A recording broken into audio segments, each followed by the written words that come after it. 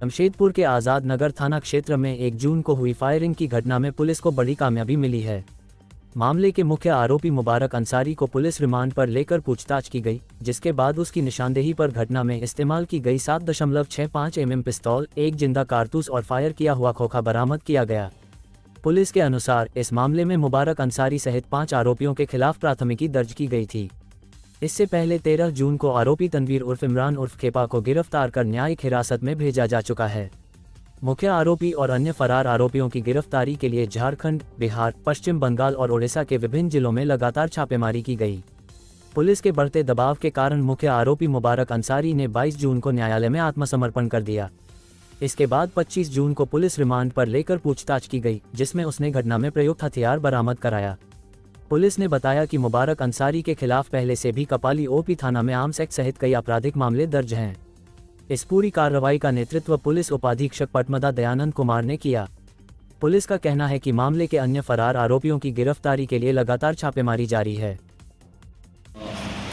इसी महीने की 1 तारीख को एक फायरिंग की घटना हुई थी आज़ाद नगर में, सिप्तेन मस्जिद के पास में, और उसमें कुछ लोग थे, अपराधकर्मी थे जो इस घटना में शामिल थे।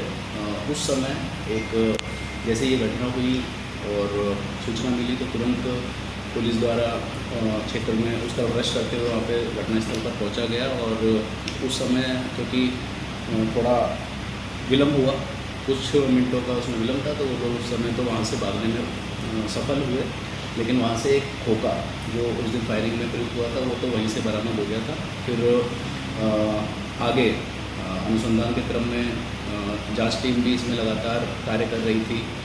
पुलिस उपाधीक्षक पटमदा के नेतृत्व में और आज़ाद नगर थाना की टीम उसमें शामिल थी, लगातार कार्य कर रहे थे। उसी क्रम में 13 तारीख को तनवीर उर्फ इमरान उर्फ खेपा को गिरफ्तार किया गया, 13 तारीख को इसी महीने की। और उसके बाद में अभी 22 तारीख को एक और इस मामले में अपडेट हुआ, जिसमें एक व्यक्ति द्वारा न्यायालय में समर्पण किया गया स्वयं से, और तुरंत अविलंब रूप से पुलिस द्वारा, क्योंकि उसमें अभी जो हथियार प्रयुक्त हुआ था और कुछ चीज़ें थी जिनको बरामद करना बाकी था, कुछ लोगों की गिरफ्तारी बाकी थी, तो जैसे इस व्यक्ति को पुलिस द्वारा रिमांड पे लिया गया न्यायालय से और पूछताछ की गई, जांच पड़ताल की गई, कौन लोग थे कौन नहीं था पता करने का प्रयास किया गया। और इसी क्रम में एक और व्यक्ति, ये जो व्यक्ति था जिसने सरेंडर किया था, ये मुबारक अंसारी है और ये है सरायकेला खरसावां जिला का है, चांडिल थाना क्षेत्र पर। इसके द्वारा बताया गया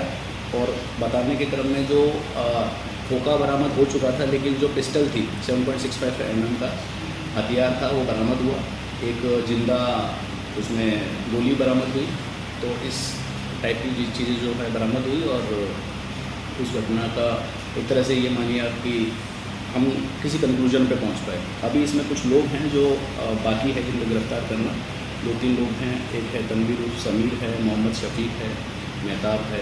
इनकी संलिप्तता की जांच करते हुए, सत्यापन करते हुए इन पर भी अगर तक कार्रवाई की जाएगी और त्वरित रूप से अब किया जाएगा, क्योंकि अब जो एक मेन कड़ी था इसमें मुबारक जो था ये काफ़ी मुख्य अपराधी इसमें यही था, और इसी का इसलिए ये महत्वपूर्ण था पुलिस के लिए कि उसको किसी भी तरीके से उस पर दबाव बनाकर उसको सरेंडर जैसा करवाया गया और उसके बाद में उससे आगे पूछताछ की गई। इसमें एक और चीज़ जानने वाली है कि मुबारक अंसारी जिसने ये हथियार अभी बरामद करवाया, इसका आपराधिक इतिहास है। इस पर आर्म्स एक्ट की धारा में चांडिल थाना ही 2024 में एक केस दर्ज किया गया है पहले भी।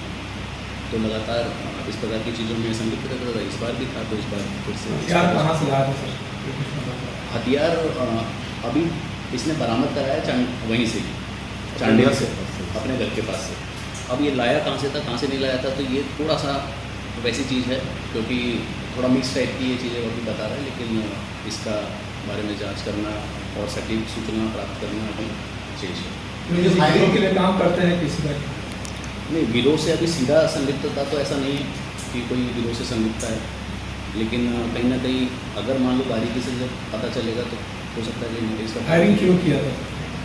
फायरिंग ऐसा कोई मेन रीज़न नहीं है, जैसा कि पूर्व का भी आपराधिक इतिहास है, तो छोटी मोटी चीज़ें, छोटा मोटा कारण, आपसी लड़ाई झगड़ा, आपसी अपना एक तरह से रौब जमाना कि अब 2024 की घटना है, इन लोगों का माइंडसेट जैसा कि पता करने का प्रयास करते हैं, तो इनका माइंडसेट ये भी रहता है कि अच्छा बहुत समय हो गया, बहुत कई बार हल्के में चीज़ों को लेना, कई बार लोगों पे दबाव बनाना, इस टाइप का मिक्स टाइप ऑफ रीज़न है, ऐसा कोई एक रीज़न नहीं है।